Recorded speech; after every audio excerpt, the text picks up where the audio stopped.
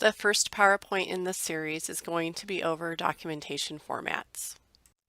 After reading the chapter and also listening to this PowerPoint, you're going to be able to describe documentation formats, see what different types there are, what are the advantages and disadvantages of the different formats, differentiate between the information found in the SO8 and P portions of the SOAP note, and that is just an overview today. Even though it's going to be a good overview, we're going to go into this more depth next week.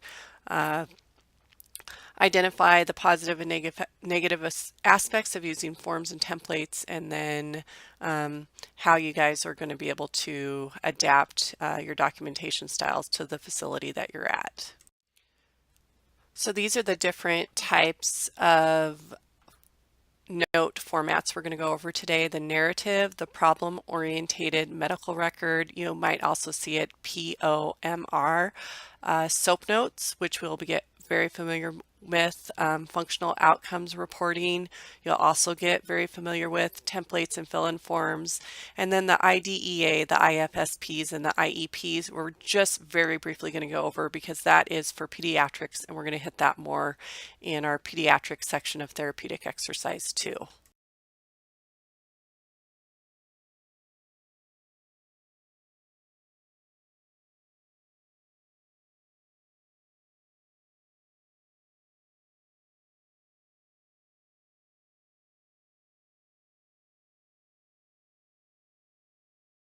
Just briefly review this chart. It's just a good breakdown of the different types of documentation and the key points of each one. This first one is a narrative note. It's where the clinician describes the patient encounter. It's written in a paragraph format. It may or may not have headings. In the SOAP note and the POMR type of notes, those definitely have headings, whereas in SOAP you have S, O, A, and P. And one of the disadvantages of the narrative, which you'll find out, is you can leave out information, so you need to make sure you have an outline so you cover everything. You may be in a facility where they don't really do narratives, but you may still use a narrative at times when you have to describe a sequence of events. When you have a very brief interaction with a patient. A good example might be if a patient is refusing therapy, you don't have to go through the whole SOAP. You just say patient refused therapy today because they were not feeling well. You can also document conversations with other healthcare providers, the OT, the ST, the doctor, the nurse practitioner. And then if there's a situation that arises where you really need a detailed explanation that doesn't fit other documentation formats, I would use the narrative when I would know that I'd have a difficult family situation or something happened in therapy that I really needed to justify. I'd go ahead and do a narrative paragraph describing all the events that happened. Here's an example of a narrative. The disadvantages with a narrative paragraph are the details are omitted because of the lack of structure. It can really vary between different clinicians. It can be hard to read and locate the necessary information, and then you don't necessarily see the problem-solving process. The problem-oriented medical record is something that you probably see medical doctors do more often than therapists, but we do need to know about it. It is oriented around the patient's problems. There's a list of problems, and then the documentation follows each problem, and it's specific to that problem only. So like I said, each problem is discussed. It does include subjective data, objective data, the impression. You'll often see that in the doctor's notes, the treatment and the therapy, and then the plans for that particular problem. So here's an example of a problem list. And then on this slide, you see the problem number 1, and it's followed with that subjective, objective impression, treatment, and plan information. So you can see how this can get pretty lengthy if you have to do this for every single problem your patient has. So the advantages of the problem-oriented medical record: it has some good organization and structure. It has a comprehensive list of the patient's problems. It talks about each of them separately and has a plan for each problem. It allows a physician or even other healthcare provider who's interested in a particular problem to go right to that part of the note, and then helps with the chronological interventions. So it does also help show the problem-solving process involved in the treatment of that patient. Disadvantages are the separate problems, so you don't get to see, quote, the whole patient, and then it can be very time consuming if you talk about every problem they have and the specific interventions that you did with them, and especially people who have multiple problems. The next thing we're going to talk about is the SOAP note, so the ones that you guys are going to become very familiar with. That includes a subjective, objective, assessment, and plan portion of the notes. This slide shows the subjective information that can be included. We are going to go into this more depth, so I'm not going to go through each of them, but you can take a good look at them. Some of this information is unique only to the initial evaluation, while some of it will be in the daily notes that you guys will be doing.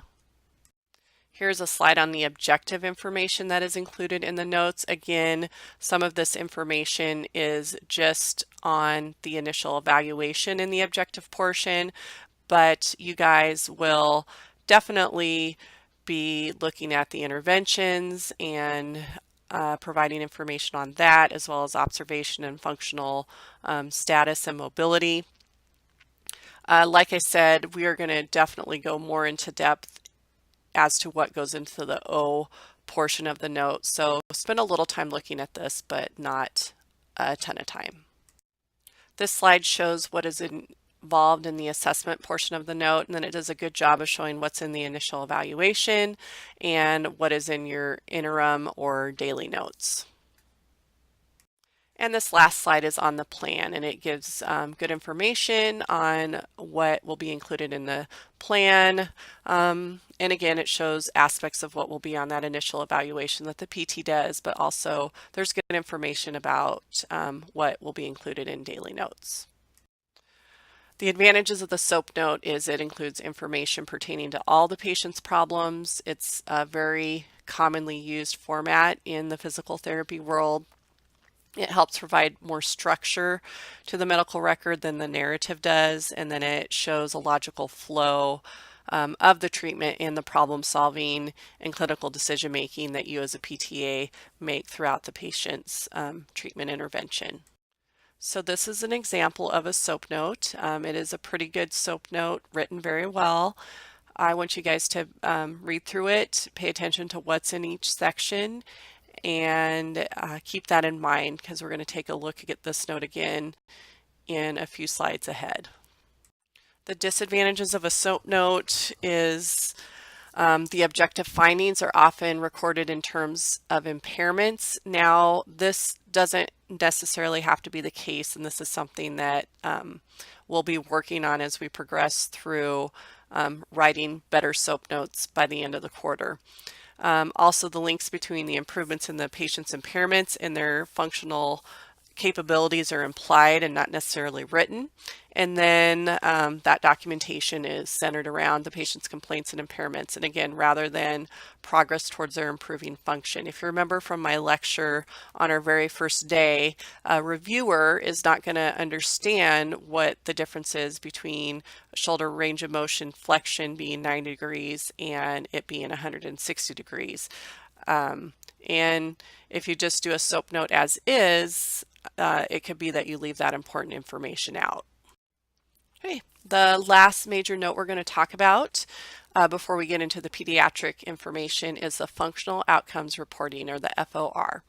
So this documentation focuses on the ability to perform meaningful functional activities rather than just talking about their impairments. And meaningful functional activities means, what does that particular patient not able to do? So maybe we're going more to those participation restrictions in addition to those activity limitations.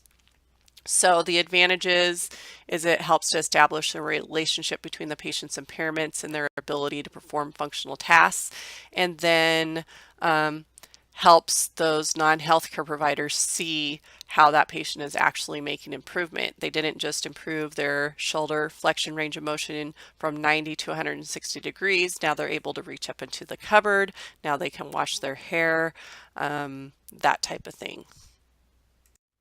So what we do is we combine the SOAP and the functional outcomes reporting, and that way you get to see the functional improvement of your patient. And that's also where the ICF comes in. You document using that ICF language about their activity limitations and their participation restrictions to show what type of changes we're making in their function and in their lives.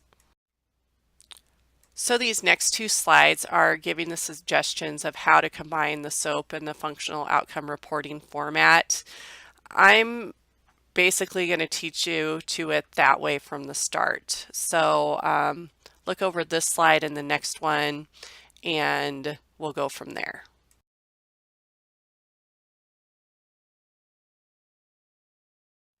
So look at this example. This is the same note from slide 21, but now it has combined the functional outcome reporting. This is the type of note that we will be learning how to do. So I want you to read through this and go back to slide 21 and compare what is different between this slide and the one that just had the old SOAP format. And so the real world, like we've told you throughout the program, there are certain ways that we have to teach you while you're in the program, but we do realize that things aren't always exactly the same in the real world. And as this slide indicates, you're probably going to use a little bit of everything, including the narrative, the SOAP, and the functional outcome reporting formats. So in the real world, you're also going to come across templates and fill-in forms. So they can help with time management and also with making sure that the clinician addresses all the issues that they need to address. There are going to be some paper forms out there, but I think you're going to find that more in computerized format. They can be developed by the facility, or they can be one that's nationally developed. Something that comes to mind is the Bryan Health System.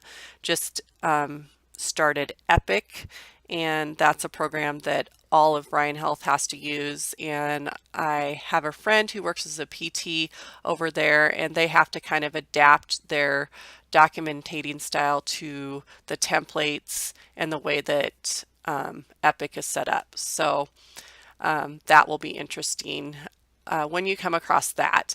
A lot of times with those template and fill-in forms, sometimes they don't have information that you want to add, and so then there's an area for narrative comments so you can add what you need to when something is left out. So the advantages are they can minimize writing. Sometimes they're click and drop down menus that you just pick from. Make sure that you're accurate and consistent between each clinician. It can make sure that you're not leaving out any data that needs to be involved, and it can make sure that you're doing what you need for Medicare and other third-party payers. Another advantage is it can be a mechanism for multidisciplinary documentation. So then if you need to look at the OT notes or the ST notes or even the doctor's notes, they can all be in that area. And then the MDS, the minimum data set, we're going to talk more when we get into reimbursement issues, so don't worry about that right now. The disadvantages of templates and fill-in forms, that form can dictate your session or your documentation. Like I said, even though it can prompt you to make sure you don't leave out things, it can not have a section that you need in it. So, and then again, sometimes it is geared towards a specific patient population. So if you're seeing that specific patient, it's great because you have everything you need. But if you're seeing somebody else, it may not always work for that other type of patient. We are going to be talking more about electronic medical records, and that includes those templates and fill-in type of forms. But a little overview of their advantages: they can generate some notes to the physician or the case manager automatically. They help with timely submission of getting the information to the payers so you can get reimbursed. You don't have to worry about your handwriting. Sometimes there is spell check on them, though you can't always count on spell check. There are some customizable templates you can build to meet your clinic's demand. It does help with databases for research, tracking visits, and then tracking clinician productivity. Tracking clinician productivity is not my favorite thing because now, since I've been out of the clinic for a few years, I am not as productive as I once was, and it's just something to be aware of that you guys will have to deal with when you get out there. Things that you need to consider when you are using electronic medical records, and also I guess you could call them disadvantages, is those systems can be quite expensive. You need to train staff. The younger generation, your generation, seems to pick on this up a little bit faster than my generation, so that can be an advantage to a lot of new PTAs and PTs. You will have to have tech support. You will need to have backup files and room to have those backup files. You need to be able to put in late entries and have a way to authenticate them. And then there's also concerns about patient confidentiality. There's people, always trying to break into systems, and you need to have a good protection, especially with health information. You don't want everybody to be able to get a hold of that. On this slide are some electronic medical record examples. You can just click on them, go look in at them. I'm not familiar with any of those. I haven't used them in the clinic. They don't even have WebPT. That is a pretty popular one that you guys will probably run into. The last 3 slides are briefly talking about documentation that will take place when the school system is involved, basically, and it has to do with the Individuals with Disabilities in Education Act. And you guys can read the information there. It is called an IFSP when it involves a child from birth to age 3, and then it's called an IEP, Individualized Educational Plan, when it is age 3 to 21. And we are going to cover this more in our pediatric section and therapeutic exercise 2. So just look over these slides and have a good idea of what they are and what the differences are between the IFSP and the IEP.